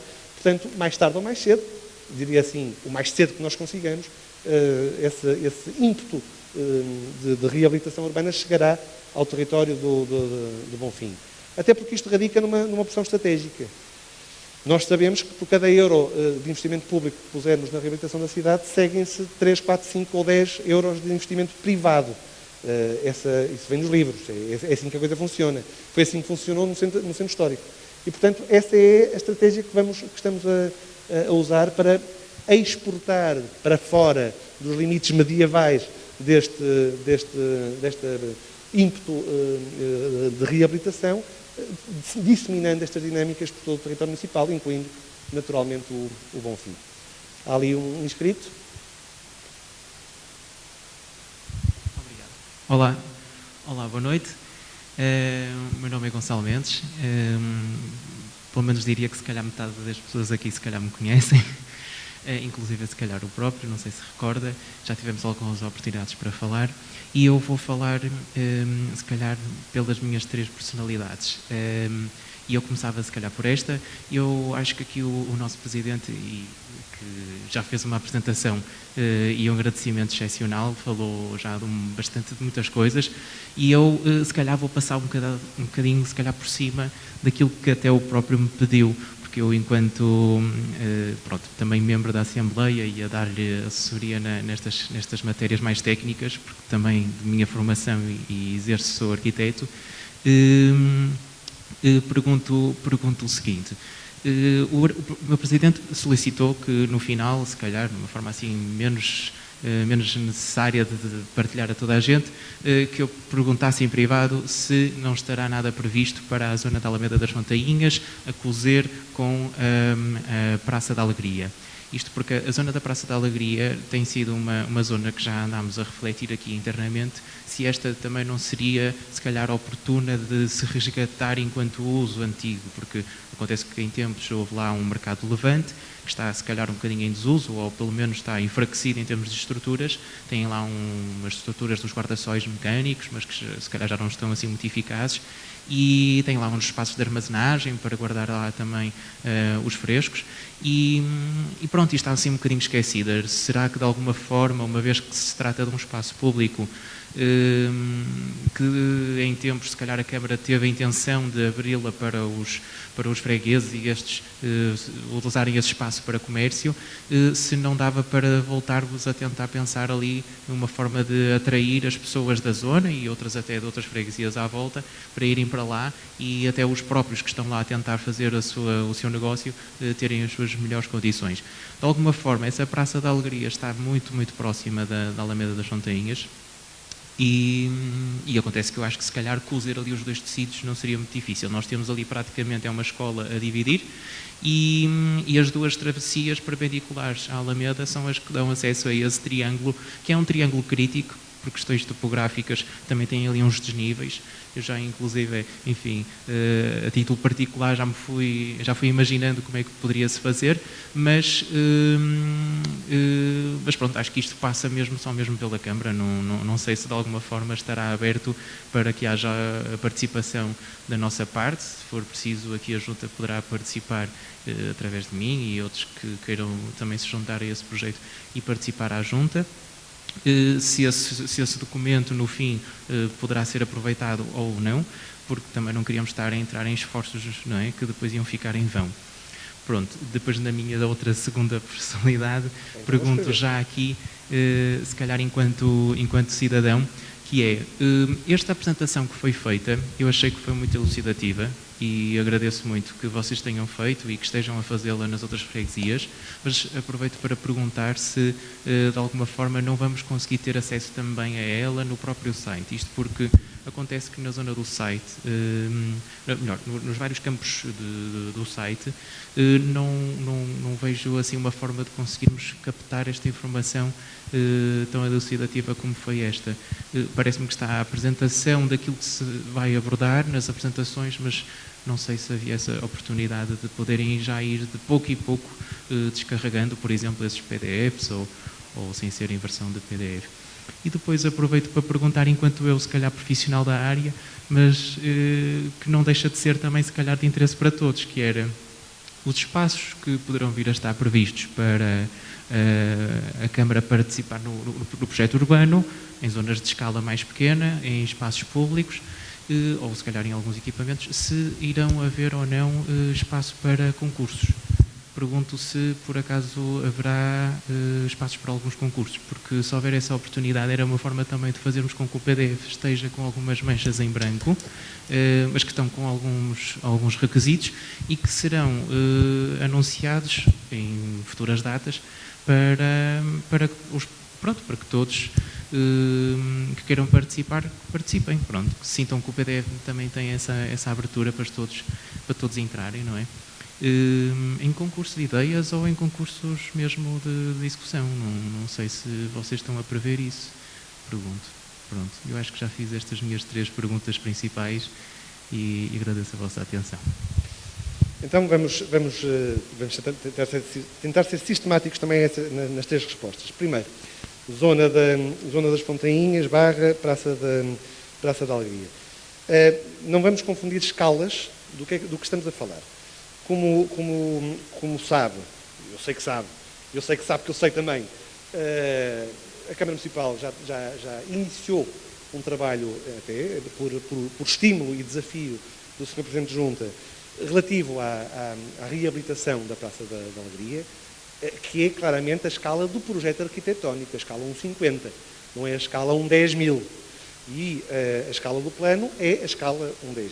Portanto, não é uma matéria específica deste plano diretor municipal, mas eu vou ser oportunista e vou usar essa referência geográfica para falar de algumas opções que o plano aponta e inscreve, e neles estão inscritas, para esse território mais vasto, em redor da Praça da Alegria.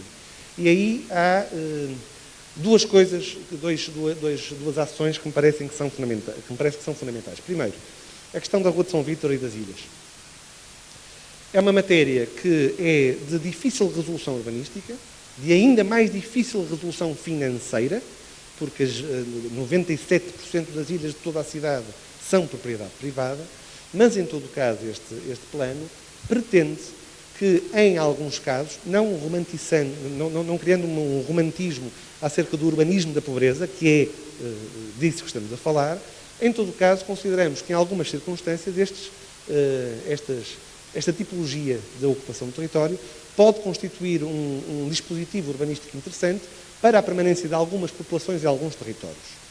Um dos territórios que, porventura, aquele território do município, onde a presença das ilhas é mais forte, mais densa, se quisermos, é precisamente a Rua de São Vítor.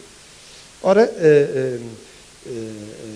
a minha ideia, pelo menos, e enfim, tentei que o plano fornecesse ferramentas suficientes, ferramentas urbanísticas suficientes, para que algumas delas sobrevivam, algumas delas permaneçam habitadas com os habitantes de origem. Isto sem explorar, naturalmente, a necessidade de termos, de reforçarmos as condições de habitabilidade, de salubridade, de qualidade do habitar, que manifestamente não são cumpridas pela esmagadora maioria dessas ilhas. Não lhe nego que há um colaborador da Junta, eu acho que ainda colabora com vocês, connosco também colabora, que é o arquiteto Heitor Barea Ouro, que é um estudioso e um interventor na prática da renovação e da reabilitação das ilhas, já nos alertou acerca de alguns parâmetros, de algumas ferramentas que estão inscritas no Plano Diretor Municipal, que porventura poderão ser um óbice à reabilitação de algumas dessas unidades. Estamos, portanto, a trabalhar, já houve inclusivamente uma participação pública nesse sentido, estamos a trabalhar com esta lógica. Nem todas as ilhas são viáveis, eu diria mesmo mais de metade não são viáveis de todo, haverá outras que o são. E essas o plano deve garantir que há ferramentas urbanísticas suficientes para permitir uma requalificação com qualidade, que aumente a qualidade de vida e as condições de vida e de habitabilidade dessas unidades, sendo, repito, dispositivos que me parecem interessantes para a permanência de certas populações em determinados locais. E isto é importante quando estamos a falar de uma freguesia que se está a transformar numa freguesia cool, o que quer dizer que vão sofrer, inexoravelmente, pressões de alta de preço de habitação. Não vale apenas camutear essa verdade. É mesmo assim. Isso quer dizer que agora vamos expulsar os bonfinenses para substituir por gente do Norte da Europa que acha muito cool o Bonfim? Certamente que não. Portanto, temos que arranjar ferramentas para a permanência em determinados locais do Porto, por maioria de razão, no Bonfim, das populações que cá estão e que são bonfinenses e que querem continuar a ser bonfinenses e têm todo o direito a ser. Parece-me que eu acho que o problema é complexo. E como o problema é complexo que é, não tem uma solução, tem várias. Tem que ser, e todas elas têm que ser mobilizadas, concorrentes para a resolução do problema. Uma delas, do meu ponto de vista, pode ser a utilização desta tipologia de ocupação dos logradouros, que caracteriza muito dos territórios em volta da Praça da Alegria. Não me esqueci que estamos a falar da Praça da Alegria. Mas como não é uma escala de PDM, estou a trazer para aqui problemas que não me estão a colocar, mas que se calhar me iam perguntar, porque me parece que é esta escala que o PDM deve ser lido e deve ser encarado. Isso leva-me a uma outra grande opção que este PDM faz para essa zona, que é a criação, naquilo que eu costumo falar, na fachada sul da cidade, que é a Escarpa das Fontainhas. Eu acho que se a cidade fosse um edifício, o seu alçado sul era a Escarpa das Fontainhas, é que ele está virado para o lado de lá, não é? para o lado de lá do rio. Nós gostamos de pensar nesse território, nessa escarpa, como uma possibilidade de construção de um parque urbano, o Parque Urbano da Escarpa das Fontainhas, um parque vertical, se nós quisermos, que, aliás, estará cada vez mais na voga, à medida que terminemos a discussão pública do Plano Diretor Municipal e que iniciemos uma outra discussão que a Câmara quer dinamizar, que diz respeito ao antigo ramal da Alfândega e à sua futura utilização, qual é a sua vocação. Há uma coisa que, independentemente do uso que demos a esse ramal, a Câmara Municipal tem convicção, que é a construção de um parque urbano, um parque vertical, que finalmente consolide essa fachada sul da cidade do Porto. Vou saltar para a sua última questão, porque tem a ver precisamente com a questão da escala do que estamos a falar. A resposta rápida à pergunta que fez sobre se vão existir concursos públicos para a elaboração de estudos urbanísticos no âmbito do Plano Diretor Municipal é não. Essa é claramente, do meu ponto de vista, uma competência da Câmara Municipal, dos serviços da Câmara Municipal. Porque nós estamos a falar da escala urbanística da coisa, estamos a falar de desenho urbano, estamos a falar de opções para a cidade. E essas decisões, do meu ponto de vista, competem, e esse trabalho compete à autarquia. Daí emanarão, certamente, desses estudos e de outros que se façam, um conjunto de projetos de outra escala, projetos de edifícios, projetos de espaços públicos, projetos de escala mais concreta, exatamente. Ora bem, esses são objetos, naturalmente, à medida que vamos identificando motivos de projeto, serão objeto, alguns deles, de concursos de concessão, concursos de ideias, as mais variadas modalidades concursais, aliás, à medida do que o município tem vindo a fazer.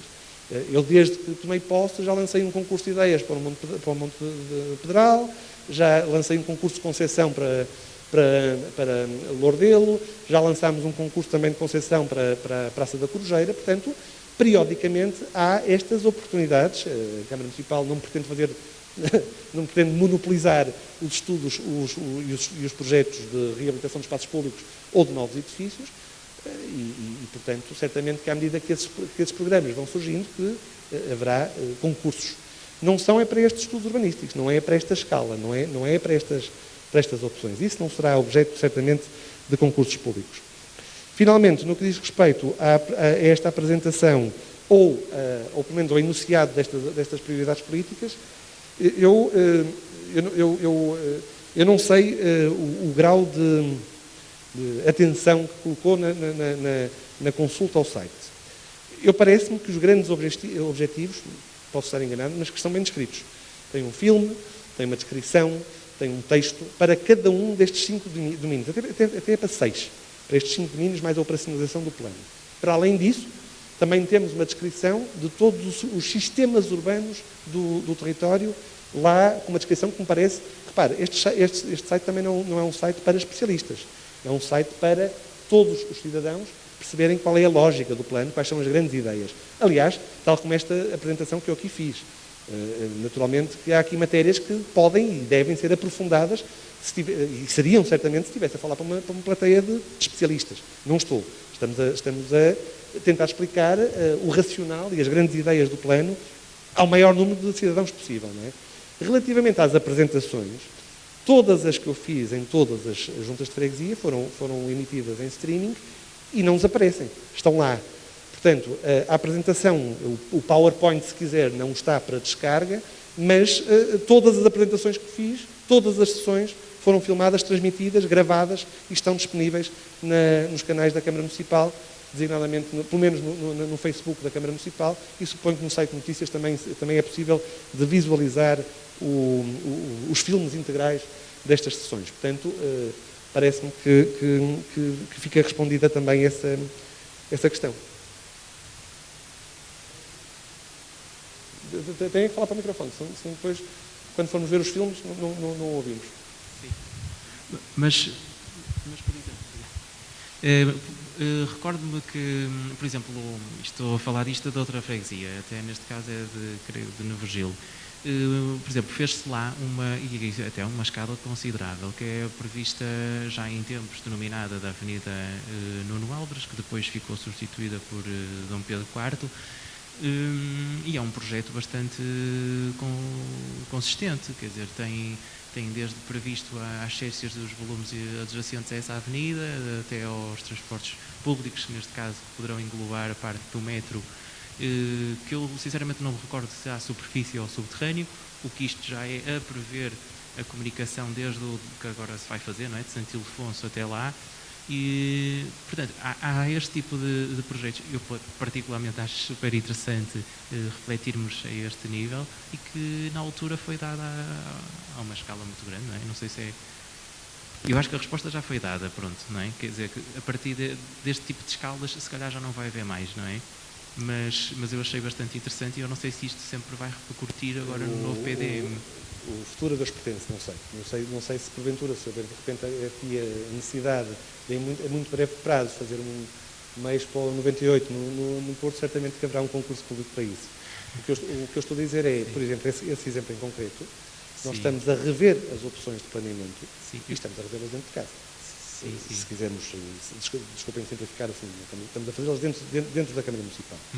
Se daí depois resultarão um conjunto de temas de projeto, a abertura da rua A, B ou C ou da avenida, o edifício A, B ou C, que sejam colocados à competição, a concurso, se calhar vai acontecer.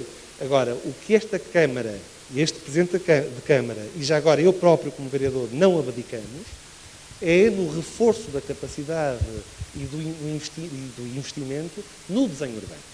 É qualquer coisa que eu acho que em determinado período histórico se foi perdendo, foi a predominância e a importância do desenho urbano, melhor dizendo, de todas as disciplinas de desenho, e foi um esforço específico que nós quisemos trazer para este plano, foi voltar a capacitar a Câmara Municipal desta capacidade de elaboração de estudos urbanísticos, estudos arquitetónicos, etc., reforçando dessa forma as disciplinas do desenho e trazendo-as para o centro da discussão da cidade.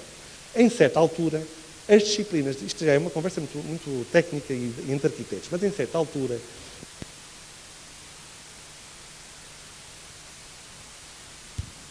com o meu, então. O meu está bom. Dizia eu que, espera aí, já ressuscitou, pode ser que em determinada altura o planeamento começou-se a...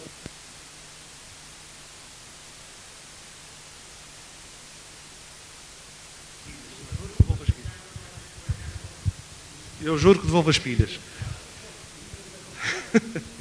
Estava eu a dizer que, em determinada altura, as disciplinas do planeamento se afastaram demasiado das disciplinas do desenho, na minha opinião. E, portanto, foi um investimento específico que decidimos fazer, foi na importância e na centralidade do desenho urbano para o planeamento territorial. E daí não saio. Ou seja, o processo não vai ser alijar... Não fui eu. O processo não vai ser alijar as capacidades e o investimento no desenho urbano, muito antes pelo contrário. Vai ser incrementar a capacitação da Câmara Municipal em fazer esse tipo de estudos. O que não quer dizer, repito, que depois não seja colocado... Há um exemplo prático que eu posso dar. Lourdelo do Ouro. Nós em Lourdelo do Ouro estamos a elaborar projeto, ou vamos elaborar projeto, para a construção de quase 400 habitações de renda acessível, nos territórios entre o bairro de Lourdelo e agora não me recordo o nome. Não. Na zona da Pasteleira, sim. Na zona de Diogo Botelho. Qual foi a metodologia? A Câmara Municipal fez o estudo urbanístico. Quais são as grandes opções para aquele território? Onde é que vamos abrir as ruas novas? Onde é que vamos implantar edifícios? Onde é que vamos fazer jardim? Onde é que vamos destapar ribeiras? Onde é que vamos fazer praças? Essa decisão é feita através do desenho, é feita na Câmara Municipal. Depois de decisões tomadas, tomando como instrumento privilegiado o desenho urbano, lançámos um concurso, que já agora eu acho que é o maior concurso que alguma vez foi lançado no município do Porto, apesar de ele ser discreto, porque tem só 1,6 milhões de euros destinados a honorários para os projetistas, 1,6 milhões de euros para os projetistas, separado em 3 concursos, para cada um das áreas de projeto. Para a reorganização viária e paisagística de todo um território. 2, a construção de 2 edifícios e uma torre. 3, a construção de um edifício e de outra torre. Portanto, lançámos esses concursos depois de tomarmos decisões. Essas decisões foram tomadas dentro da Câmara Municipal, como compete à administração pública. Portanto, é essa a metodologia. Mais perguntas? Não tem pintas, não é? Depois vamos ter todos que passar as nossas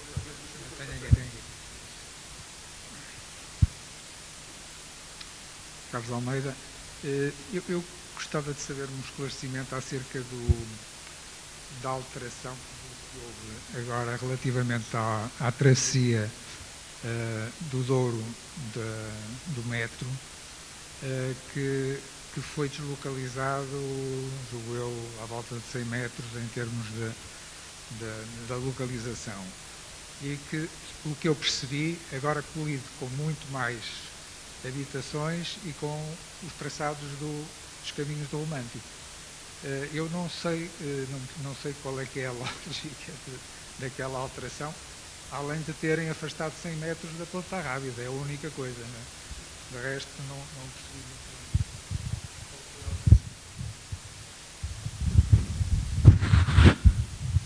Eu, salvo melhor opinião, não houve essa alteração no plano diretor municipal. Está porventura a falar de outros desenhos, designadamente do metro do Porto, porque a opção que tomámos na inscrição da ponte foi, eu não diria ipsis verbis a que herdámos de 2006, mas anda muito lá próxima. O racional do que está desenhado no plano diretor municipal é este. Primeiro, deixe-me dizer uma coisa. A localização final dessa ponte não depende da Câmara Municipal, por estranho que pareça. É uma iniciativa do Estado Central e, portanto, eles não estão vinculados ao que eu desenhar, ou que nós desenharmos no plano. Eu até posso dizer que a ponte é aqui e a ponte vai ser 100 metros ao lado, se o Estado assim determinar. Em todo caso, naturalmente, que estamos a trabalhar com o metro do Porto para perceber quais são os parâmetros que devem presidir ao lançamento do concurso. O Ministro anunciou há 2 ou 3 dias que quer lançar o concurso no dia 1 de fevereiro. Eu sei que está a haver uma concertação, também estou a fazer parte disso, entre o município do Porto e a Metro do Porto para escolher a melhor localização para a ponte, que posso lhe dizer que já não é, que está inscrita na Carta do Plano Diretor Municipal e que será atualizada. Eu vou explicar o que é que nos levou a colocar a ponte no sítio onde está e que não passa por cima de edifícios. Peço desculpa de o contrariar. É encostá-la à área de proteção da ponte da Rábida, que entretanto foi classificada. Do Plano Diretor de 2006 para o atual, a ponte da Rábida foi classificada. Ela aqui não se vê. Ela não se vê aqui. Não se consegue. Eu não tenho internet, não consigo mostrar. Bom, em todo o caso, olha, está a ver ali aquela linha, não sei se consegue ver, aquela linha é a zona de proteção da ponte da Rábida. Há uma condição sine qua non. Não queremos que a ponte nova entre dentro da zona de proteção, da zona especial de proteção da ponte da Rábida. Portanto, ela, no desenho que a Câmara Municipal elaborou, está lá tracejado, e já agora também é um tracejado indicativo, não tome isso como localização final. Ela encosta a este limite e depois faz uma curva e insere-se aqui. É assim uma coisa. Não, peço desculpa, é em frente à Faculdade de Arquitetura, não é em cima dos caminhos de Romento. Isso posso garantir, porque tivemos esse cuidado específico de fugir com a linha tracejado dos caminhos do Romento. Tenho a certeza absoluta do que estou a dizer. Foi uma decisão tomada consciente. Não passa por cima dos caminhos do Romento. Garanto que não passa por cima dos caminhos do Romento. O que está desenhado na Carta do Plano Diretor Municipal. A versão final daquilo que vier a ser construído será naturalmente anunciado. Perceba que eu não posso neste momento dizer qual vai ser, porque ainda está em elaboração nos serviços do Metro do Porto o traçado final, a diretriz final, sabendo nós que há ali, que temos ali uma margem de liberdade muito estreita, que é, por um lado, esse que referiu, os caminhos do Romântico, não queremos que passe por cima dos caminhos do Romântico a nova ponte, mas também temos logo ali ao lado a Faculdade de Arquitetura da Universidade do Porto, que é, do meu ponto de vista, um edifício dos mais notáveis que temos no município do Porto e que também é um valor a preservar. Portanto, há ali um pequeno canal, que é aquele por onde nós dizemos ao Metro do Porto que gostaríamos que a ponte ocupasse, ao lado da casa da Agostina. Não vai, porque peço desculpa, os caminhos do Romântico terminam na via panorâmica. Estamos de acordo? Pronto. Esta ponte está a poente da via panorâmica.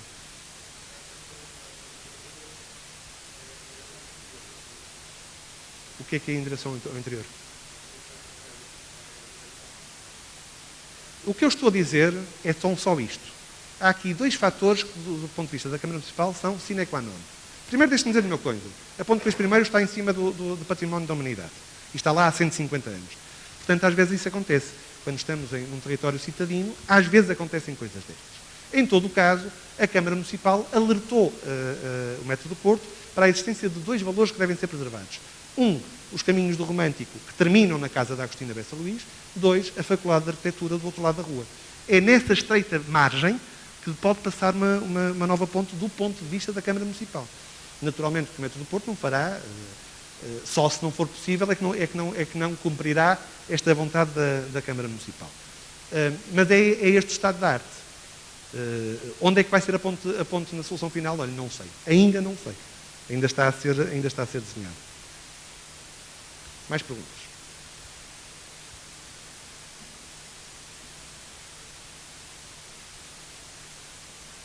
Bem, se assim não há, começámos em Bonfim, terminámos em Lourdelo. Acho que é Lourdelo. Massarelos. É a mesma união de freguesias. Eu não sei cantar, mas se o Sr. Presidente quiser cantar, tenho todo o gosto em que o faça. Bem, mas então, assim sendo, neste tom mais... Eu não sei se eles querem que eu me inscreva, Sr. Presidente. Em todo caso, reitero os meus agradecimentos ao Sr. Presidente e a todo o Executivo da Junta de Freguesia e convido a quem tenha interesse em acompanhar a última sessão destas descentralizadas que falta, que é na Freguesia de Campanhã, na próxima quarta-feira, no dia 2, à mesma hora, às 5 da tarde, ou presencialmente, ou preferencialmente, a partir de qualquer computador, porque também vai ser emitida em streaming nos canais da Câmara Municipal. Muito obrigado.